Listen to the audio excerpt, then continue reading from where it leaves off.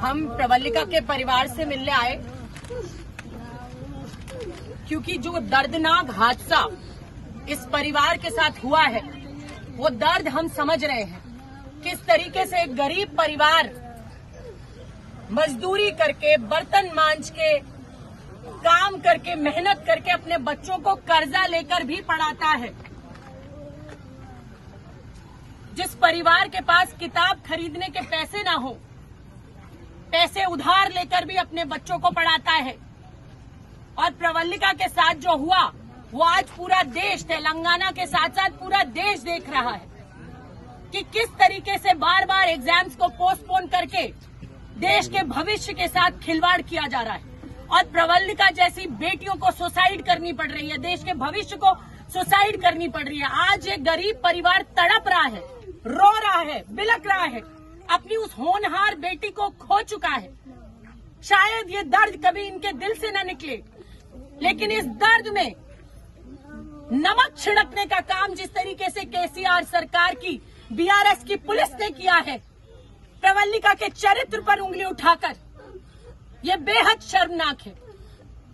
How dare दे, उनकी हिम्मत कैसे हुई एक बेटी के चरित्र पर उंगली उठाने की। वो बेटी, वो कहते हैं कि वो पढ़ाई और तैयारी नहीं कर रही थी। देखिए ग्रुप 2 की किताबें, क्या लिखा है इस पे?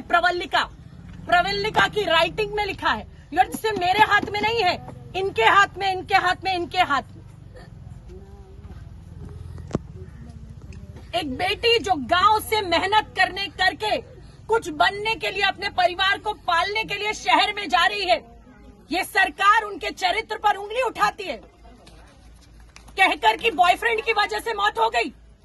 शर्म आनी चाहिए इस सरकार को। क्या देश की बेटियों की ये वक्त है? आज देश की बेटियां भविष्य संवार रही हैं, हवाई जहाज उड़ा रही हैं, बड़े बड़े प्रतिनिधित्व कर रही हैं, और ये देश की बेटियों को इन्होंने इस तरीके से समझा है।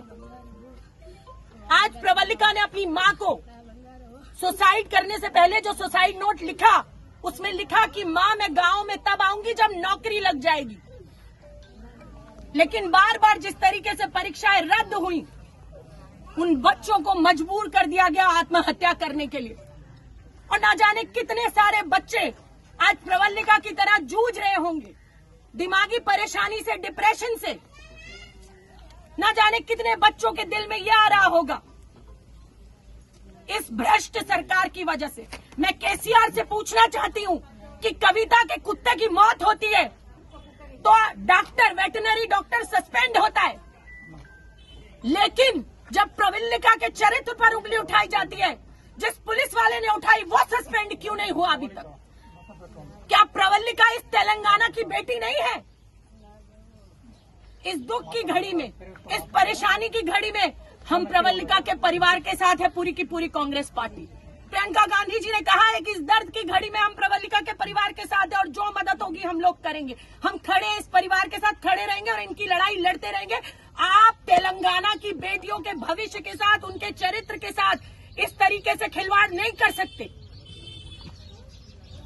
इस परिवार को मदद मिलनी चाहिए सरकार से, कॉम्पनसेशन, और इनके भाई को नौकरी मिलनी चाहिए।